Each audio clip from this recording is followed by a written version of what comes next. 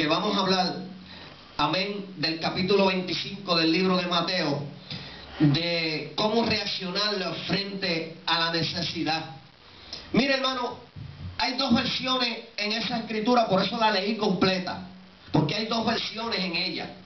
Y mientras hay dos versiones, la primera versión es la positiva, la que el rey, y esto es algo simbólico, como que está aconteciendo en aquel día, como cuando sea la iglesia levantada y se presenten ante la presencia de Dios, y allí van a ser descubiertos aquellos que hicieron la voluntad del Señor.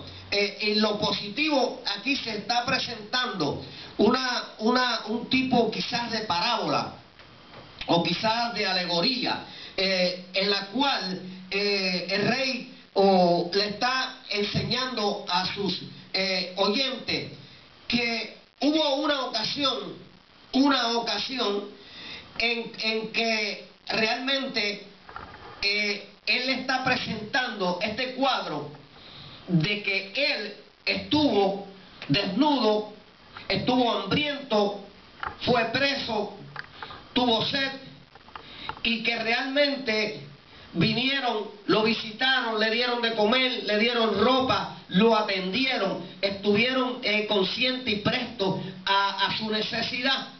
Pero ellos responden y dicen, pero es que nunca te vimos en esa posición, nunca te vimos en esa posición.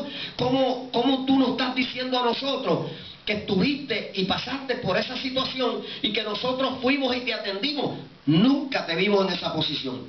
Pero entonces él está diciéndole de la siguiente manera esto. Le está diciendo, no estoy hablando prácticamente de mi persona. Estoy hablando de el prójimo. Estoy hablando de tu hermano. Estoy hablando de aquellos más pequeños, de aquellos más necesitados, aquellos que realmente son ignorados y que los tienen en poca estima. De esos estoy hablando. Entonces, por cuanto ustedes se preocuparon por visitar, por darle de comer, por ayudar la necesidad de estos menos afortunados, entonces le estoy diciendo que me lo hicieron a mí. En ello se reflejaba mi persona. Entonces, cuando ustedes fueron y los ayudaron, no lo estaban ayudando a ellos, sino a mí, porque yo me estaba reflejando en la persona de ellos. Ahora, al resto le dice, a la segunda parte, le dice lo contrario. Le dice que estuvo desnudo, le dijo que fue forastero, le dijo que estuvo hambriento, que estuvo con sed, que estuvo enfermo, que estuvo en la cárcel, pero no lo visitaron. Entonces ellos dicen la misma respuesta de los otros.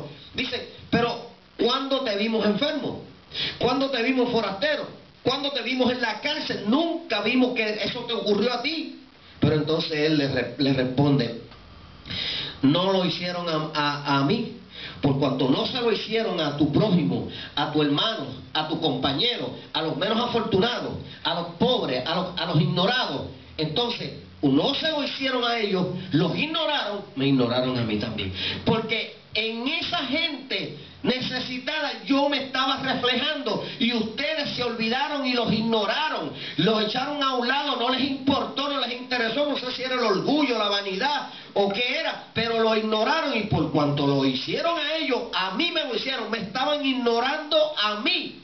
¿Cuántos adoran a Dios? Amén. Oiga, hermano, esto es una enseñanza importante que necesitan los pastores de hoy, los pastores de este pueblo, los pastores del pueblo de allá, los pastores del pueblo de allá. Necesita la iglesia de aquí, la iglesia de allá, la iglesia universal necesita saber esta enseñanza, porque esto es importante y es interesante. Ahora, ¿cómo es que vamos a reaccionar frente a la necesidad? Esto es una enseñanza de vital importancia, porque no es solamente predicar una palabra, no es hablar lengua, brincar, no es solamente correr, no es echar fuera demonios, no es hacer 20,000 cosas. Es que la palabra enseña que hay unas pautas que tenemos que cumplir, que están establecidas, y si no cumplimos con esto, no podemos ir a la patria celestial, porque aquí bien claro Él determinó cuando dijo: apartaos de mí, malditos, al fuego eterno. Fíjese cómo le llama el Señor a la gente que se olvida de cubrir la necesidad del prójimo. Le dice maldito. Esto es una palabra dura y fuerte, pero es real. Pero esto a veces se lo dice uno a esta gente y dice: esa palabra está fuerte. No está fuerte, es la verdad. Está establecida en letras rojas. Quiere decir que está hablando el Señor. No está hablando aquí Mateo, es el Señor. Ahora, la escritura que nosotros acabamos de leer y que yo le he estado dando una introducción, posiblemente sea importante para algunos y para otros quizás no lo sea.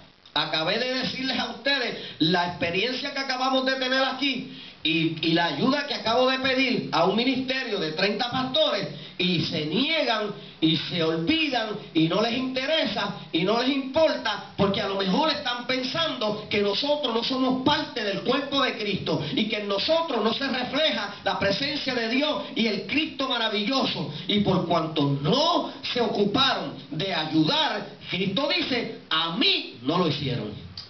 Y eso está claro en la escritura. Ahora, Mateo escribe palabras que salieron de los labios del mismo Jesús.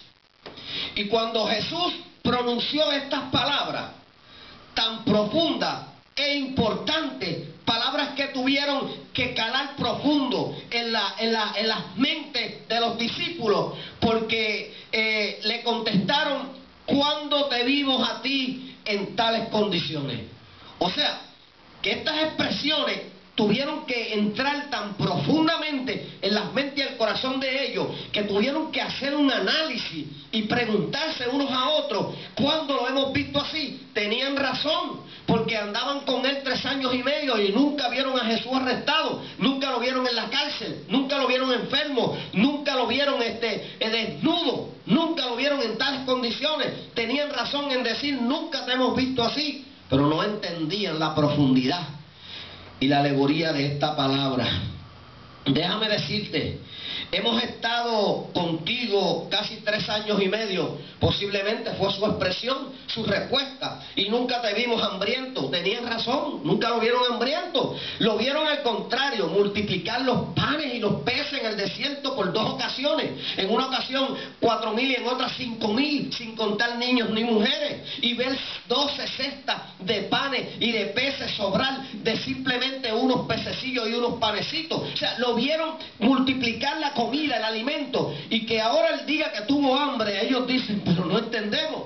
Y es lógico, eso es lógico. Ahora, nunca te hemos visto hambriento, nunca te hemos visto forastero, real, enfermo, desnudo en la cárcel, sediento. Era lógico que contestaran que nunca lo habían visto en esa condición. Claro que nunca lo habían visto, y tampoco la escritura define o determina que Jesús estuvo en esa condición, porque Jesús no está hablando de él. Jesús está usando una alegoría y está hablando del prójimo, y esto se le ha olvidado al creyente, se le ha olvidado a la iglesia. Y cuando hablo de la iglesia no de nosotros, hablo de la iglesia universal. Se le ha olvidado. Cuando usted ve la iglesia americana, usted ve que la iglesia americana crece, y usted ve 2,000, 3,000, 4,000, 5,000, y usted ve una iglesia americana grande. Las iglesias americanas grandes, genuinas y verdaderas, usted las ve crecidas. Y entonces dicen: ¿por qué? Porque son liberales. Mentira, es porque viven la palabra, es porque predican y enseñan la verdad de la palabra, y crece y se multiplican y son bendecidos. Y la iglesia pentecostal vive en miseria, hermano, vive en decadencia en todos los aspectos. Me da pena, me da dolor, y yo no tengo que preguntarle a Dios por qué, porque la respuesta está aquí. Esta es la razón. Pero lo que entendieron ellos fue que Jesús nunca tuvo la intención de dejarles saber a ellos que las palabras que pronunciaba no se refería a él. O sea, ellos no pudieron entender que lo que Jesús estaba diciendo era una palabra en la cual no se estaba refiriendo a su persona, que no lo pudieron entender, que Jesús no se la pudo explicar en ese momento. Pero Jesús sabía que ellos contestarían así. Él lo sabía, Claro, imagínese, si yo le digo a usted, óigame, llevo un año pasando hambre y durmiendo en la calle y ninguno de ustedes me ha ayudado, ¿qué usted va a decir? Pastor, usted